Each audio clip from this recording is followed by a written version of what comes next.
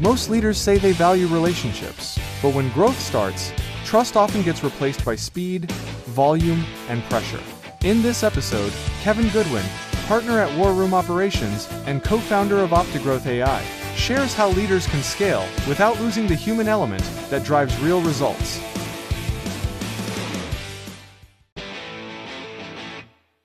Before we bring you today's episode with our amazing guest, we wanted to remind you that you can't implement what you hear on the podcast without the capacity and capability to get out of the way of success. In other words, you can't be the bottleneck. Visit our website, dolandwhite.com, and download Are You the Bottleneck and take the assessment today. In as little as 30 minutes, you'll walk away with hidden insights on how to reach the velocity to scale your business. Welcome to the Next Interview Show podcast. And as Liam, the announcer, mentioned when we came through that front door, I'm Dolan. I am the host. And every time I run a podcast, I'm blessed because I get to hang out with just great people. Today is by far no exception to that. And I'm hanging out with Kevin Goodwin, and we're going to talk about a bunch of stuff. So before we get started and before I introduce you, I just want to take a moment and just tell you, thanks for being here. Thanks for being willing to spend a half hour, 40 minutes with me and help the leaders that listen to the podcast. And grateful to have you, man. Yeah, Dolan, you're a wonderful guy, wonderful man. Enjoyed you being on my podcast. You did a great job. You're awesome, and I look forward to being here. Cool, thank you. And we will do that. Chicago's on my roadmap. We're coming. I would love it. Careful for I'll buy you dinner. So, I will. Just as a point of introduction, listeners, I want to talk just a little bit about Kevin's background before we get into journey in it. And one of the things that I've enjoyed about the conversations that we've had is a lot of leaders talk about building relationships, and they talk about building trust. And then when they're focused on scaling companies, you own multiple businesses, involved multiple endeavors, and I'll get into those here. All of that stuff gets set aside, and it's easy to kind of get lost inside of that opportunity to scale, where we go, well, I don't have time to really create relationships and create that trust and develop that kind of business. And I've seen the way you approach your business is to keep that trust, keep those relationships, and to build that side by side with great teams. So, in case you didn't notice that about yourself, I thought I'd bring that out today. Thank you. I appreciate that. Yeah, but so Kevin spent more than 20 years doing exactly what I've been talking about: building businesses, scaling business in residential real estate, renewable energy, including co-founding Quality Solar. Today, you're a partner at Warroom Operations, co-founder of Optigrowth AI, which we'll talk a little bit about AI. He's helping leaders build predictable growth engines powered by AI. And leaders, if you're not paying attention to AI, you got other kinds of problems to worry about. And all of this without losing the human element. And because of the way you approach it, you are building systems, multiple kinds of businesses, and you're preserving what matters most, which is trust, relationships, and then meeting a strong, powerful outcome. So I wanted to introduce you, at least with that tone of our introduction today, and just again tell you thanks for being here, man. Yeah, thank you for that very warm introduction. And like you, I'm a people person. But yeah, go ahead. I'm sorry. Go ahead. No. I was going to say so. I wanted let's since the listeners haven't met you yet. Yeah. In the introduction, I talked about, solar and real estate and Warroom Operations and now Optigrowth AI. One of the things that you're doing. I'd love to talk a little bit about your journey, about kind of what connected you to all of those things together. Yeah. And then we'll go from there. Yeah. Well, again, thank you for having me on. I came to Chicago. I grew up in Michigan in a small farm town outside of Grand Rapids. And I went to college at a small private school right outside of Ann Arbor. I was born in Ann Arbor, but was raised in Grand Rapids, and it was called Albion, and it was loved going there. I was in a fraternity, loved it. Difficult school. It's actually harder to get into than the University of Michigan, which everyone thinks university because of how good that school is. Right. Kalamazoo College and Albion are the toughest schools to get into in the state of Michigan, and then Michigan. Yeah. And so I went to the second toughest. Kalamazoo College is in our division. He was a little tougher, but I went there I was going to be a lawyer actually, and then a politician. And I was debate state champion in high school and student council president and voted by legislature to succeed and salutatorian, all these things. And so Sure. very, very driven guy.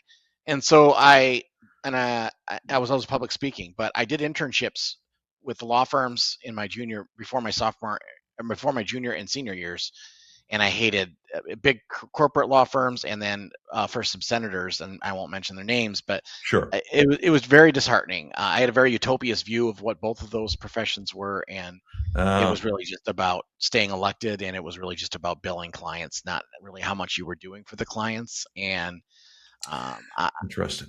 And I just was really disappointed. And those were the only ways you could really make money in those professions. And so what I did was I started looking for jobs in Chicago right when I graduated. One of my fraternity brothers came to Chicago and was lending money to restaurants, 100% commission job. Yeah. And he was doing really well at it. And I came from the restaurant industry. My parents owned a restaurant when I was growing up, and Wow. I love the restaurant business. I grew up bartending and waiting tables, and it was Sure. a restaurant on a lake, Gun Lake, and it was beautiful, and weddings were there. It was just a blast. I made my own, I got to make my own money at a young age and buy my own clothes and things like that instead of having to ask mom and dad. But Yeah.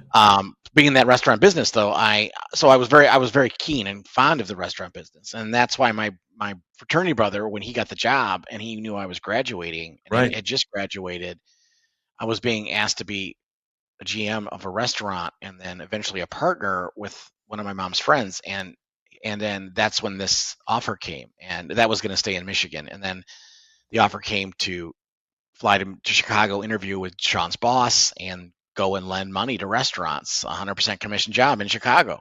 Wow. And so I moved to Chicago, 63rd floor, the Prudential Plaza, overlooked the whole lake. It reminded me of LA Law, and I was just like, oh my God, look at where I'm at. This kid from this small farm town with a Ford Escort GT, and I was like, they told me they made over six figures. I said, no, only movie stars make that. That was me, deer in headlights. And I ended up, I was very intimidated at first. The first 3 months, it was really hard for me to sell because I didn't have a lot of confidence. Sure.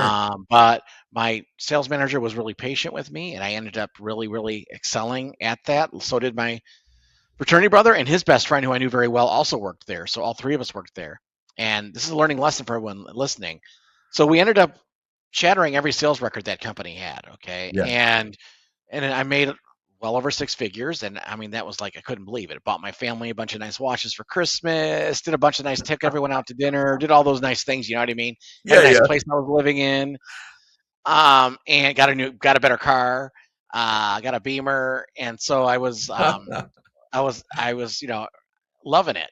Yeah. Well, so it turns out the owner of the company, though, his son was our age, and he had a double major. He was an MIT major. He was an engineer, brilliant guy, but he was making less money than we were because he was a salaried guy. Sure. And this bothered the owner, even though we broke every record he had, which means he made more money than he ever had. It drove him nuts that we were making more money. So at the end of the year, we were making 8% of whatever we sold. At the end of the year, we thought it was going to go to 10 at least because we thought we earned it by our sales production.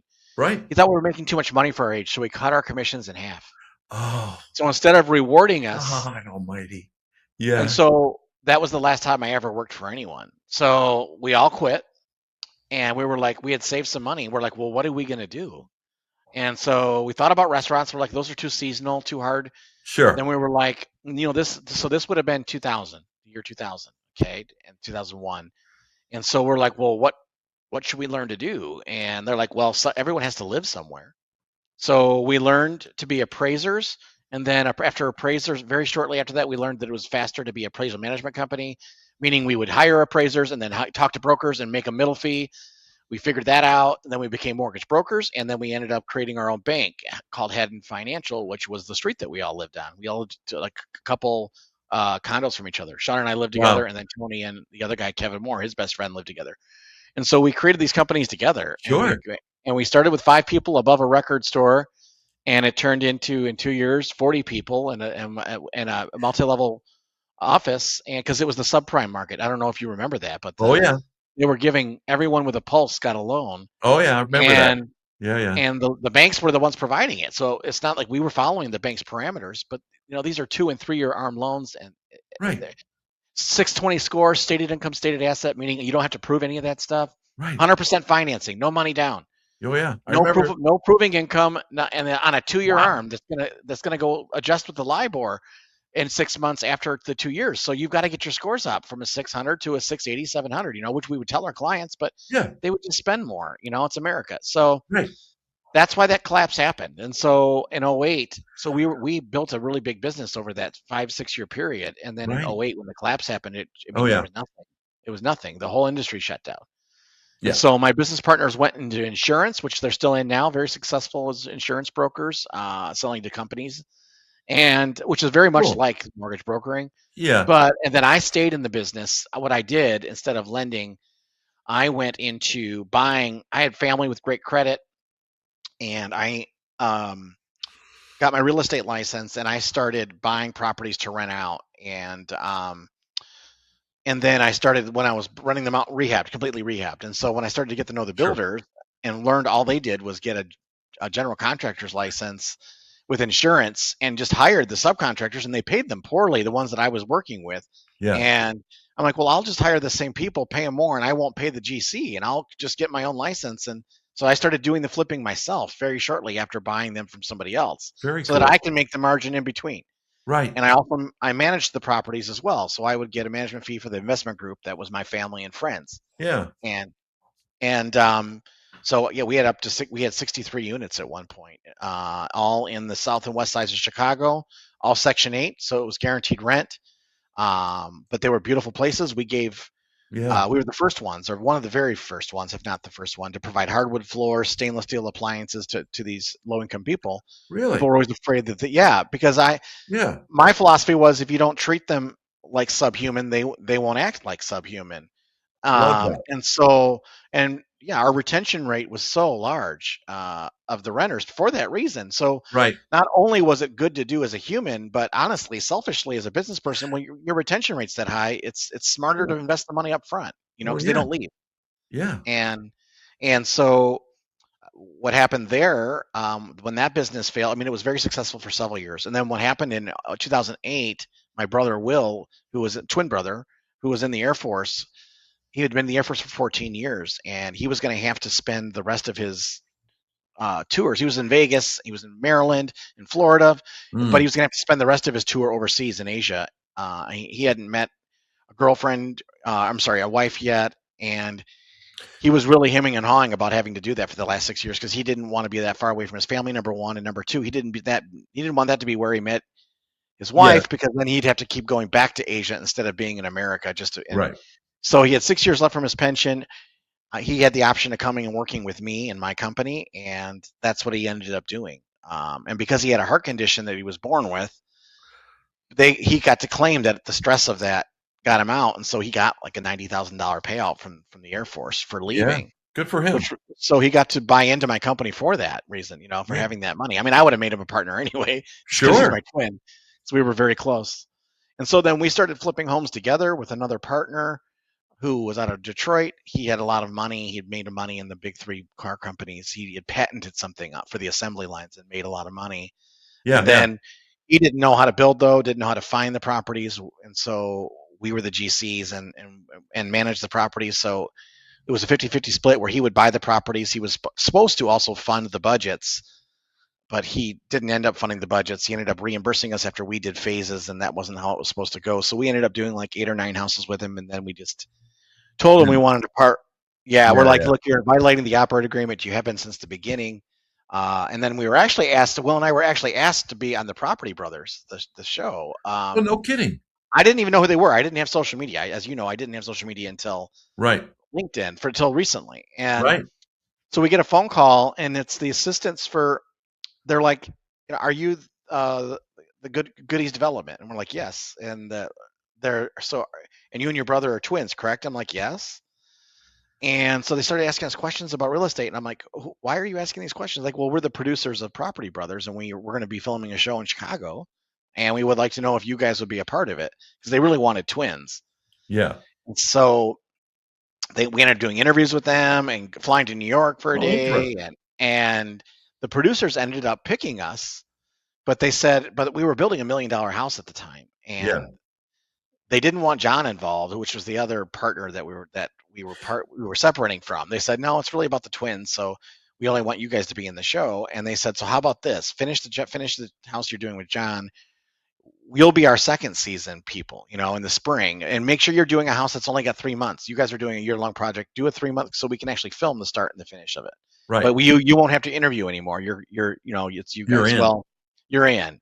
Yeah. So, and that would have been but the thing is, what was happening in 2016, it's also when the Cubs won the World Series, by the way, and we had season tickets. We're huge fans. That was amazing. But Will was losing weight, and we couldn't figure out why. I mean, he and I lived in a top floor penthouse that overlooked the whole city, 34 floors up. I mean, it was a 30-foot deck. You could play beanbags on it. We had music Wow. videos filmed there. We lived the life together for 8 years. We did, man. Season tickets to the Wow. Cubs. We did That's our own wild. Chicago river cruises because we leased a yacht for 3 Yeah. summers and brought our Yeah. Yeah. clients on it. It was that kind of living, dude. And so Will started to lose weight, and because he was 6'4", bigger than me, like 230, we couldn't figure out why he was losing weight. We were like, and Yeah. so he would go to the doctor, and when they finally did CAT scan on his liver because he was starting to develop fluid, they found out that he had cirrhosis of the liver, and he's only 42 years old. And I mean, even Yeah. though he That's drank awfully some, young. it wasn't. He didn't drink enough for that at 42. So I mean, no, Right. he'd have to be drinking every day. And so Yeah. they didn't really know what it was, and they kept doing other tests, and then he was really getting emaciated. It was like, oh my God, something's really wrong with him. And finally, in October of 2016, right when the Cubs were in the playoffs, he got diagnosed with stage 4 angiosarcoma cancer, and Oh, he ended up dying in January of the final. I mean, it was that sudden. He ended up dying in sure. January, right 3 days after our birthday, and we were born on our mom's birthday. So, the Right. pain to put my family through. But at the same time, though, John learned that we were going to be on the show, and he knew how sick Will was, and Right. then so we had an operating account that we were doing flipping homes in. You know what I mean? There was a budget, an operating account. He removed all the money out of it, even though it was money owed to us. So What? it was almost $1 million that he embezzled out of the business account because he learned that we were going to be doing the Property Brothers without him. And Wow. after doing business with us for 8 years, and we made him a lot of money. So on top of that, the area that I was flipping homes in Inglewood, that area collapsed, like it had a bubble burst inside of it. There were Yeah. Yeah. 4 or 5. It was growing. It was growing too fast, and it was being supported basically by 4 or 5 builders to continue to sell homes. Well, a lot of those started to foreclose because apparently the people they were selling to were straw buyers. They weren't real buyers. Like mine were Oh, very real, but mine were in the same neighborhood as all these people that started foreclosing. right. So it cut the value of my stuff in half. All 63 of my units. So within a span of a year, I lose my brother, almost $1 million out of the business account, and $3.5 million worth of property that just Just it cut in half. I right. lost basically everything in 2017. So I had to rebuild, kept a few properties, and then had to completely rebuild. Yeah. And I sold my last big house that I built with Will. I got it finished. Actually, was filmed in a commercial, Empire Carpet commercial, because they, but I sold it, and Yeah. Yeah. I had made some good money with that, and I honestly took like 9 or 10 months off, didn't do anything, and I was engaged at the time, and I was rehabbing a beautiful apartment in Chicago with my fiance, and we needed Right. a lot of windows. It was a 4,000 square foot, built in 1911, right next to where Obama's house Oh, is, no and kidding. Yeah. yeah, Yeah. and it was 100% mahogany wood, all one floor, 4,000 square feet, dude. It was just stunningly Wow. beautiful. Needed to be rehabbed though, Right. gut rehab, and so we started doing that because that's where we were gonna um, raise kids, Sure. Sure. um, and then so then this guy comes to sell us windows, and it's Drew, my partner Drew, and I didn't know he was going to be my partner that second, but we got along so well, and he was 26-year-old kid 24-year-old kid at that time. He's 30 now. I've known him for 6 years. And we ended up buying the windows, but I told my fiance when he left, that he was going to be my business partner. I told her that day.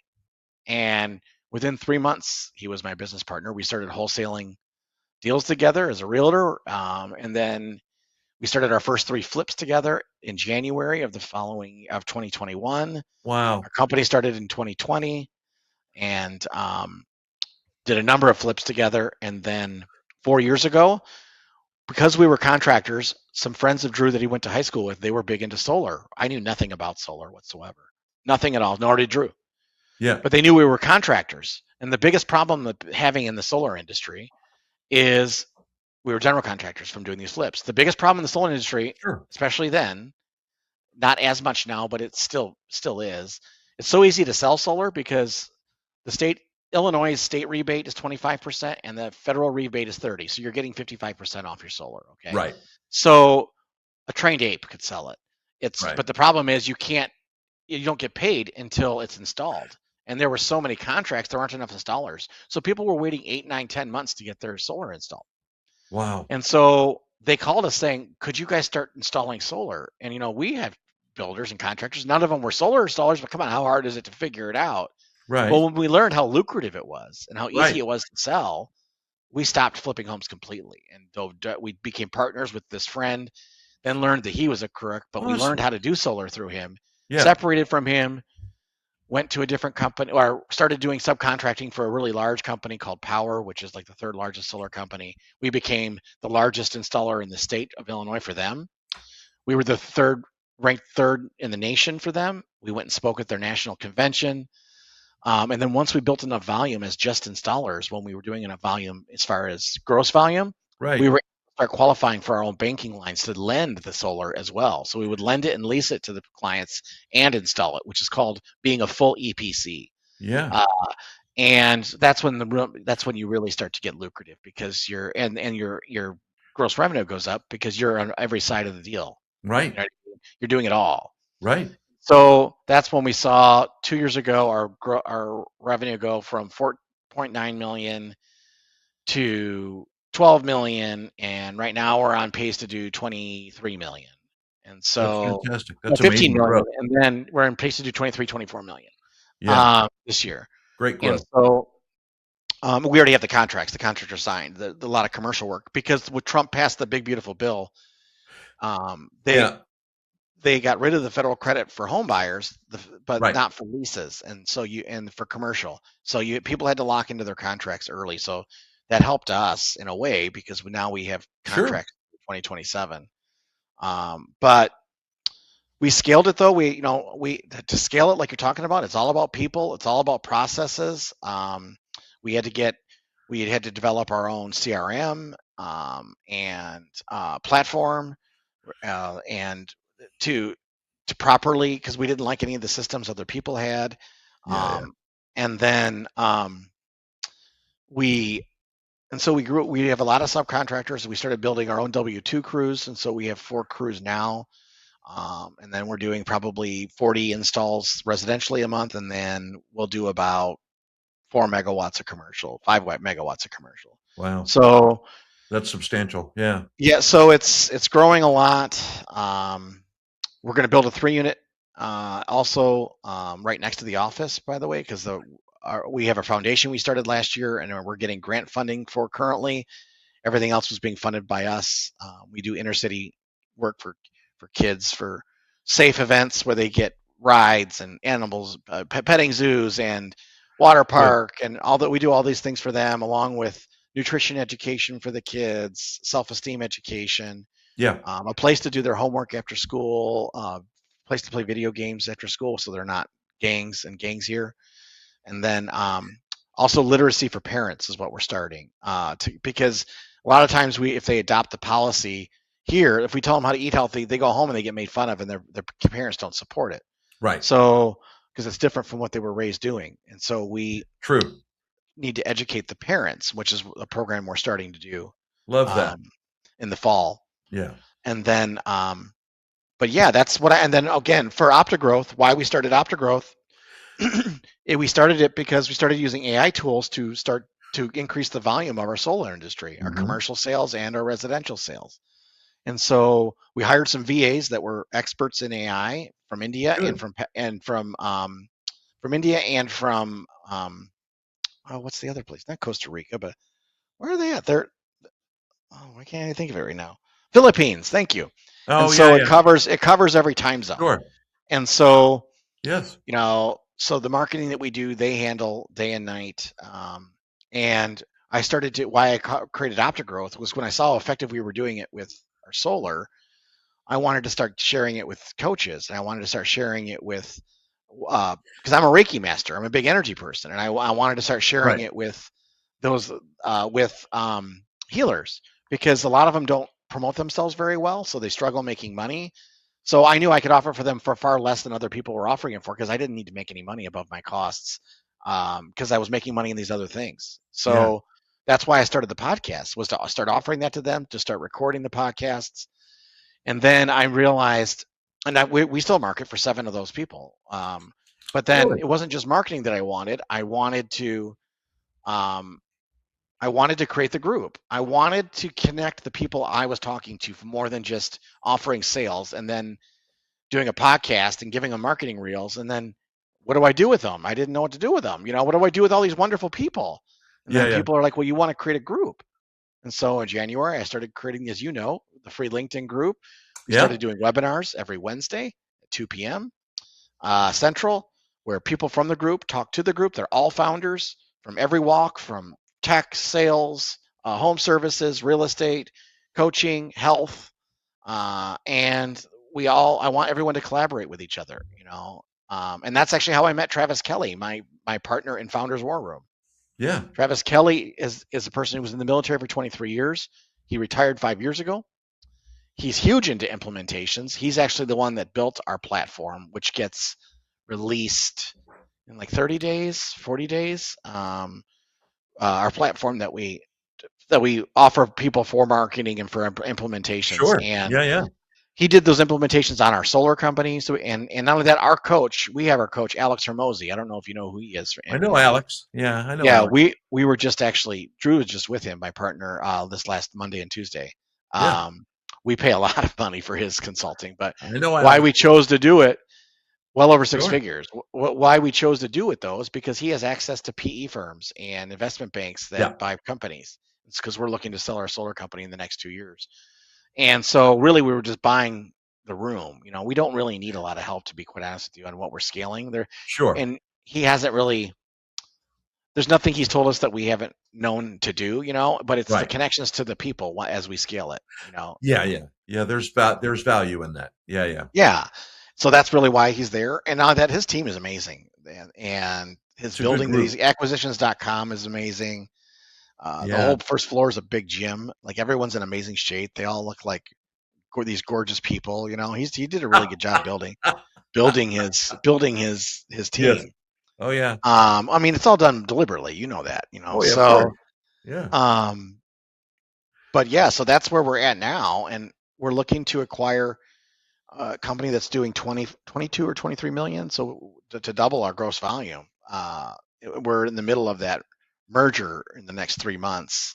So I'm the chief business officer, so I'm doing a lot of the paperwork that's behind that because of what my schooling was. I've also been the paralegal for our attorney for 10 years. I do all the work for him to save us money, number one, and number two, if I'm working on the file, then I know it's not getting screwed up. No one cares more about your file than you, Right. Exactly. Because unfortunately, no matter what, we've been in 3 lawsuits. You can't avoid them if you're doing a certain amount of business in the real estate it's world. going to happen. Yeah, it's just no way you can get around it. No. And so then they take forever, 2-3 years. They don't go any because no one, it's a lot of money. Lawsuits are a waste of time, man. And they go there. I used to tell my clients all the time, contracts are merely a definition of the divorce. That's so true. That's so true. Everything else is the relationship between you and me. So exactly right. You're exactly right. So what I'm doing now is just building the community. We're in the middle of purchasing a solar company in Indiana.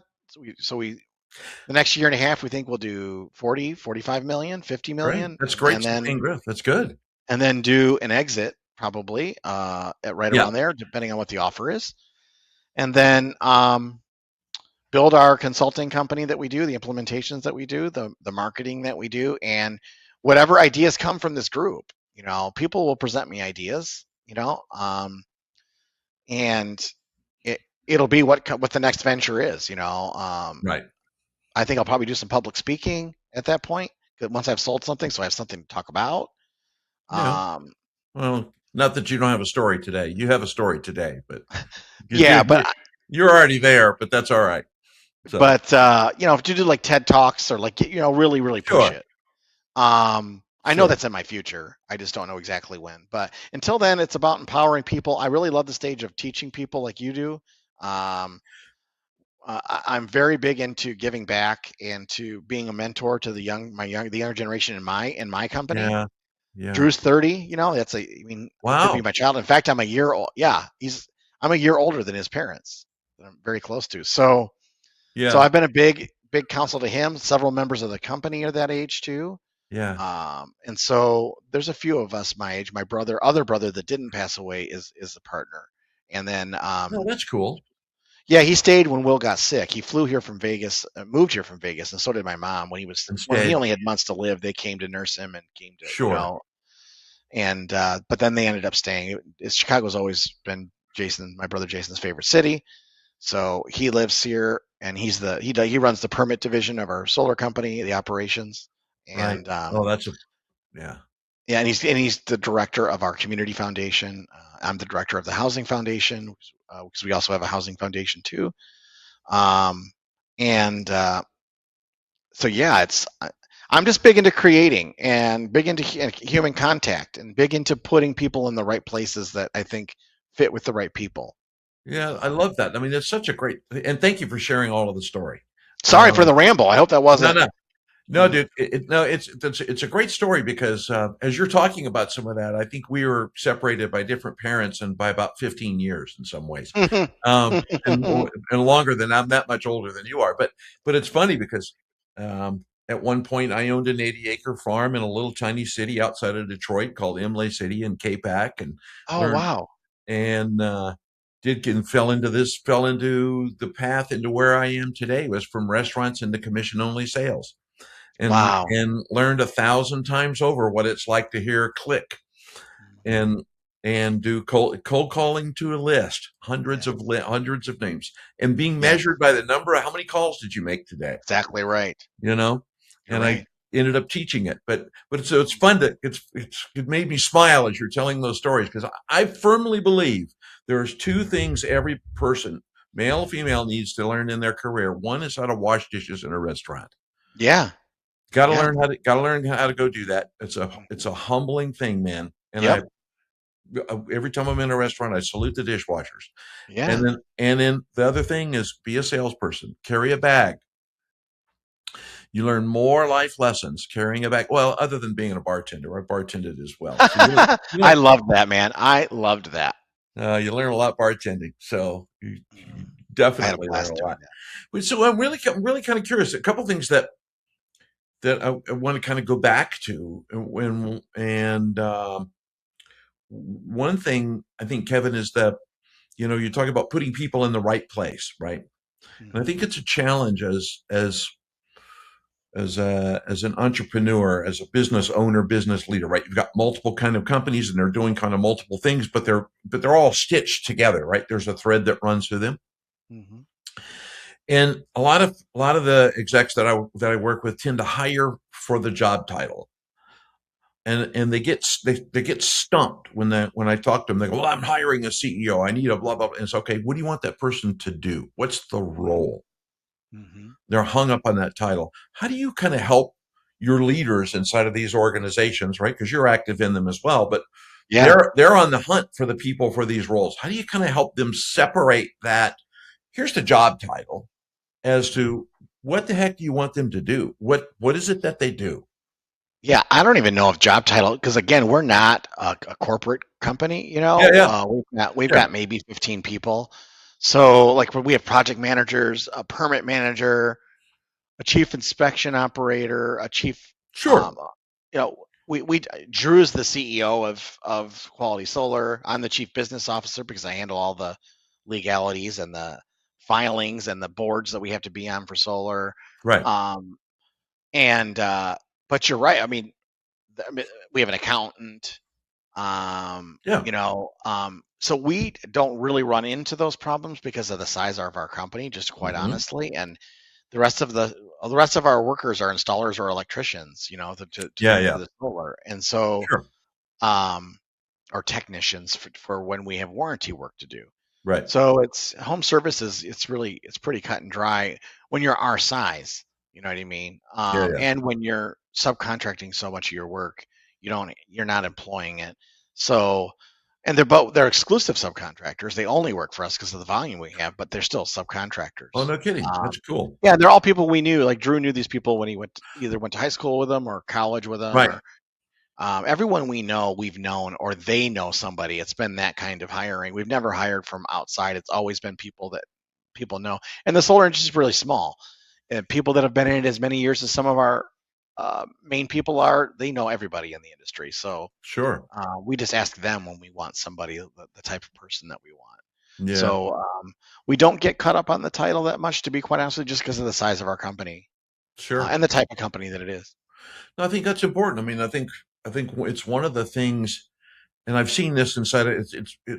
The size of your organization, right? The size of the company that you're running, Yeah, companies, I should say.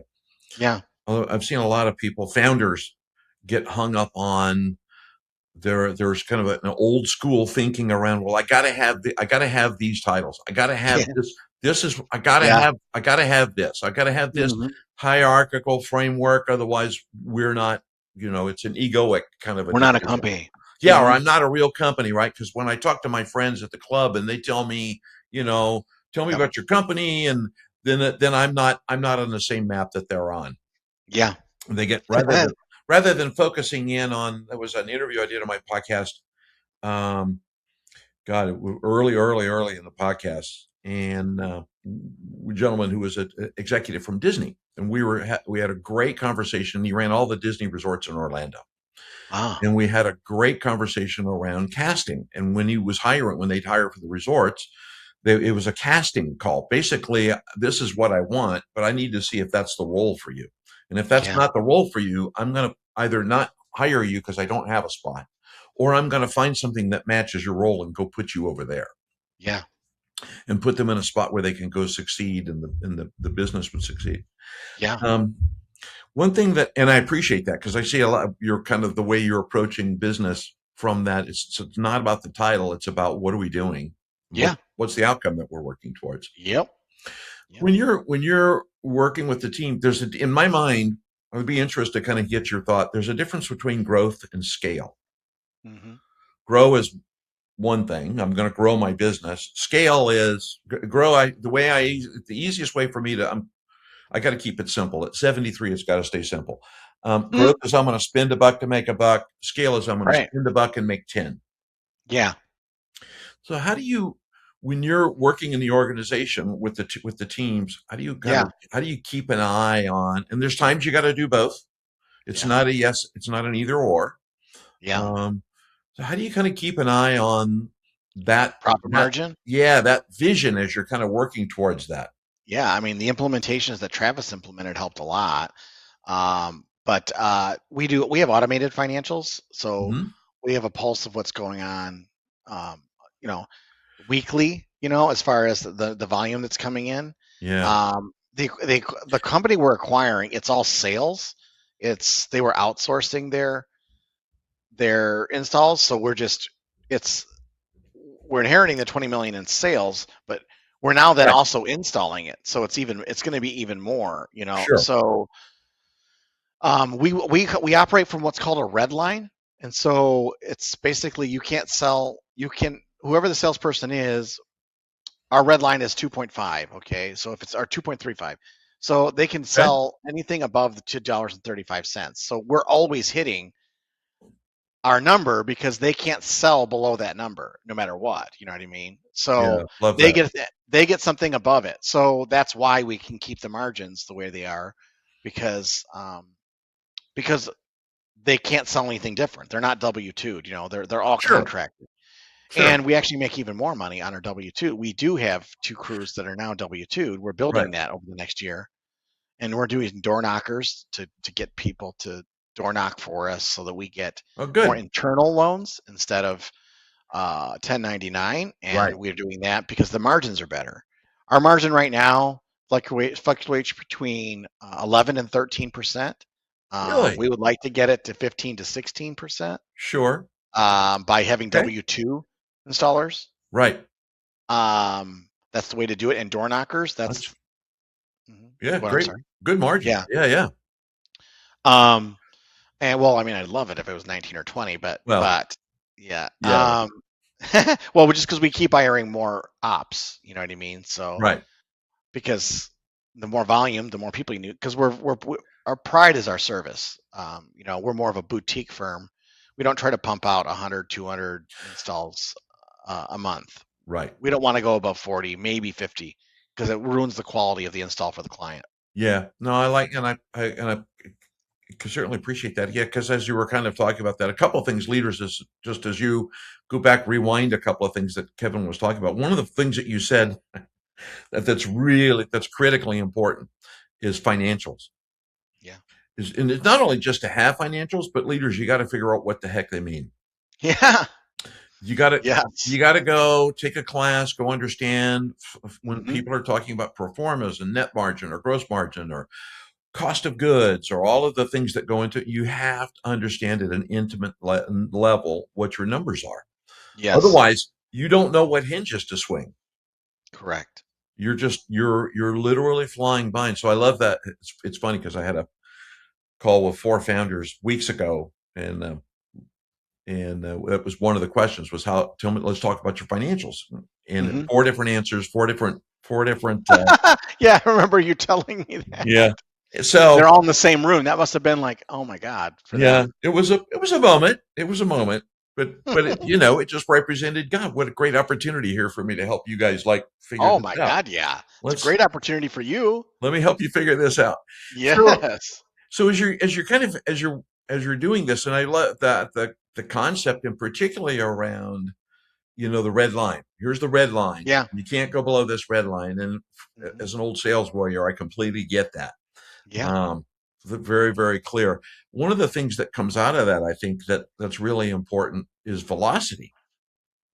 Because now you're not in a position to where that salesperson can't make a decision. They know where they are and what they can and cannot influence. Therefore, they can make that decision, move forward with the deal, help that client close the deal. Is important of it, right? Leaders, correct. I see this all the time. Money is like oxygen. Without oxygen, you die. Yes. Without money, your business dies. Yep. There's no, you talked about that, and there's a lot of things that can influence that. In particular, your experience with the properties being devalued. Yeah. Oh yeah. There's a lot of stuff that comes into that. So when you're, one of the things that I'm kind of curious about, and you touched on it. Let me slow down a little bit so my words come out. It's okay. Is I think in business, one of the things that is our biggest cost is the cost of people. Yeah. Right. And balancing that. And you just said something in passing I don't want to lose, which is, you look at margins, right? In order to improve margins, one of the things is how do you balance that need for operators inside of the business, which includes customer service, those that run the company, with the benefit of delivering the service, and then against the margin of the organization. And you kind of keep a checks and balances on that as you're going through that. Yeah, because with our CRM, we can count how many days from the signing of the contract to when it went on the roof. And so, oh, cool. Yeah, so we track all of that in our CRM, along with the number of files. That's the point of the CRM, really, is that timeline, to give us the timeline. And if something stays too long in permitting, the CRM tells us that, or if it's too long in interconnection with the energy company, because we pride ourselves on getting it on the roof fast, and not only that, but correct.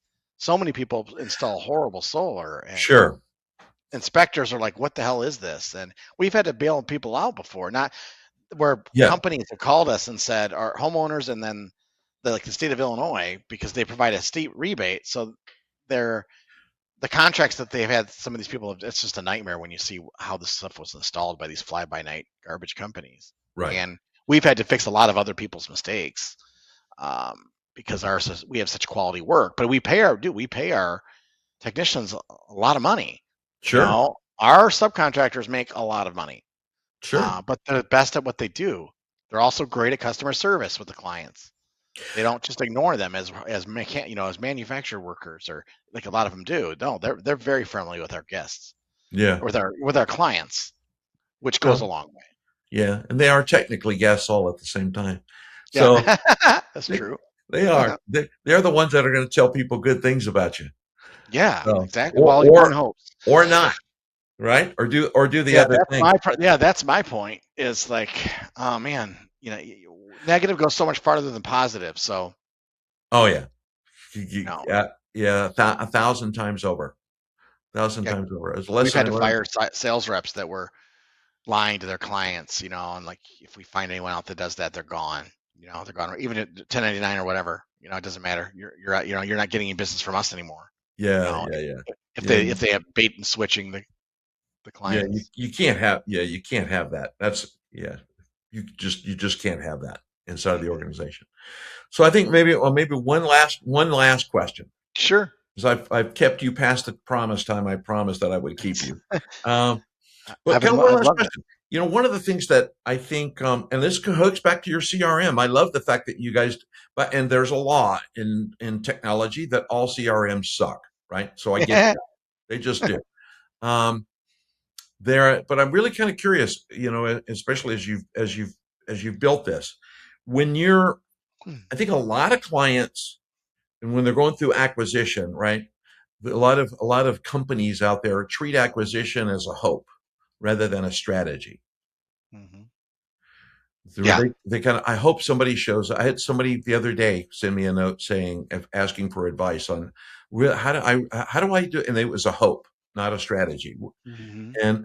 And I guess advice to and it sounds like through the CRM that you've created, you've put an operating model in place that creates that engine so that you can actually see the deal, see where you are, see what's going on. Absolutely.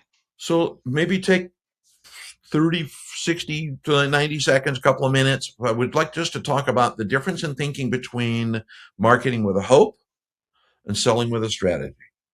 Mm-hmm. Me talking about it? You talk about it. Yeah. Marketing with a hope, meaning not having any direction behind it? Is that what you mean? You're hoping people show up. Oh man. I mean, unfortunately, I think that's the way that happens with a lot of people. I don't know. I've always been a very direct person. I've always sold very direct. So have my business partners. Sure. And so that concept is foreign to me.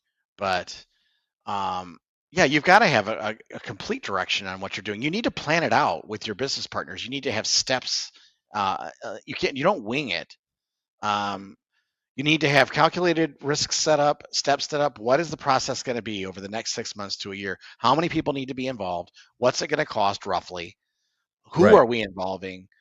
All of that has to be planned out 100%, especially in this. I mean, in the service industry, there's so many moving parts to an install. You're dealing with city inspection, the energy company. You're dealing with the clients. You're dealing with the supplies getting shipped there. Right. That gets screwed up a lot of the time. You're dealing with weather because there are so many elements.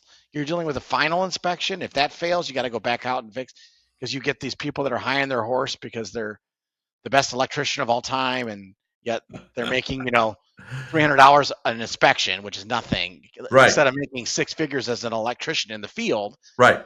So they act like idiots because they have this little power over you. It's like just inspections are such a pain. And of course we get stamped approved blueprints, right? That's what happened. That's why you go through the permit process, and then they don't pass us based off the permit. I'm sorry, off of the blueprints. Well, that's why we had your AHJ look at it. Right. And so, but arguing with them doesn't do you any good. They're the inspector. So it's like you're dealing with those battles. So you got to have everything really planned out in this industry. You have to. Yeah. But I think your point, and sorry to interrupt, but I think your point is, and I love the concept, and just leaders, and I particularly appreciate the solar in the construction industry. Having gone through a solar implementation and Yeah, you having have. Yes, that's and right. having recently gone through the episode recently, as in the last 10 months, gone through the episode of having it blueprinted, having it permitted, having it all Yeah. done properly, and then having an inspector show up from Southern California, Edison, and said we had to move a meter 10 inches Yeah, isn't that ridiculous? because it was too close to the wall, and there was no 10 inches. It's kind of like anyway, another podcast episode right there. 10 inches. We could talk about that. Ridiculous, isn't it? It is, Oh, but leaders, one of the important things that I want to really lean on that Kevin's talking about here is have a plan. And when oh you think yeah. about the plan, what you said is there's a nuggets in there that are really important, Kevin. One of them is plan for contingencies. Yeah. Think through the what ifs and understand the risks and understand the responses, and then live into that plan. And hopefully you And don't have to hit them, but soon it's death and taxes. You will find a point to hit them. yeah, and honestly, be really, really, in my opinion, be realistic about what your goals are, gross income wise. Be realistic about it. Grow methodically. We also didn't ever incur any debt, so we grew Oh, with the business. We have no debt of any kind, and very liquid cash wise. And so that's what I know. Yeah. we do that so that we can pre-buy materials when we need to, because domestic panels are it's really, we're bringing the solar back to the United States, which is great Right. in theory, but dude, we get, there aren't enough panels to get the discount, to get the domestic discount, so we're waiting for them, and we got to buy huge amounts in bulk. We just bought another warehouse because, or not bought, I'm sorry, that one we leased. We're looking at a much bigger building to buy, but we leased this one because we can't wait. We need to have the Right. panels delivered in April. And so we had to sign a lease in April, of a new place, because our storage doesn't fit what we need Right. in Chicago. So we're signing a lease in Des Plaines, but having to pivot because of what happened with, we had to pivot because of what happened with the bill being passed by Trump for alternative energy. Mm-hmm. And I mean, but you're going to pivot all the time. So my biggest point is, if you're cash liquid, you can make those purchases. You're not stuck. Yeah. And so instead of us getting credit lines or hiring more crews and building even faster, like going to 60 installs, we never wanted to get rid of the quality of the install, because there's huge companies that have been shut down completely. Titan, all these huge companies have all gone out of business. Yeah. Because their model was not scalable for a long period of time. Right. The margins aren't big enough to do that. So Right. it's a home service industry, dude. Home service industries the margins aren't large, not compared to other industries. Yeah. I think that's even more important when you're running on those kinds of margins, and particularly when you are self-funded and you're trying to run without debt. Yeah. It's critical that your planning is that it has to be that tight. Has to be. Yeah. And by the way, leaders, regardless of the industry, and your thinking should always be that tight. Yes. As you think about your business, because it is the unintended consequences that will shut you down. So, well, so a couple things. The very first thing is, I want to, in the show notes, I'm going to include links to all of the sites that we talked about. So on the podcast, I generally don't say the URLs and email accounts and all those things, because hopefully somebody's driving and they're not going to write it down anyway. So Sure. listeners, it's all inside. It'll be all inside of the podcast to all of these. If there's, first of all, if you're on LinkedIn, I would like you to, leaders, my request, if you're on LinkedIn, which we all are on LinkedIn, go check out Warroom. Check it out and become a part of the community. Also, spend time to get to know what Warroom Operations is all about. Go learn. And where you can, get involved. Not everything is for everybody, but I would recommend go do it. One thing It's free. It's free. Yeah, it's a community, and it's a community. Yeah. And one thing another thing you touched on that's really important, not to give Alex a plug, but Go ahead. But it is the fact that as a leader, we don't do everything alone. No. You have to go get help. You have to be a part of a community. You have to know when to have a coach. You have to know what you're looking for from a coach and the value of that coach, to your point with Alex. And couple of times in my career. It paid $100,000 to belong to a mastermind because I wanted to be in the room. Yeah, That's with the people. Those are to be with the people. And yeah, you're buying into a club, basically, is what you're doing. And those are relationships that extend to this day. Oh yeah, of course. Lots. So leaders, think of those things as you're listening to this podcast, and do go look at these resources that Kevin's talked about today. As we close, two things. Very first thing again is to tell you thank you. Yeah, thank you. This has been, I've enjoyed you telling your story, talking about the business. I've never done that. Talking about the path. That was awesome. There's a lot there. There's a lot in there about resilience. There's a lot in there about fortitude. I was going to say something else, but this is a PG podcast. we won't get it. We won't go quite that far. So thank you for being here. Thanks for sharing, Kevin. I appreciate you being here, man. Thank you. I've really enjoyed it, Dolan. Cool. All right, leaders, two things always. Very first thing is give the podcast a know, like, share, or follow. It has nothing to do with vanity numbers.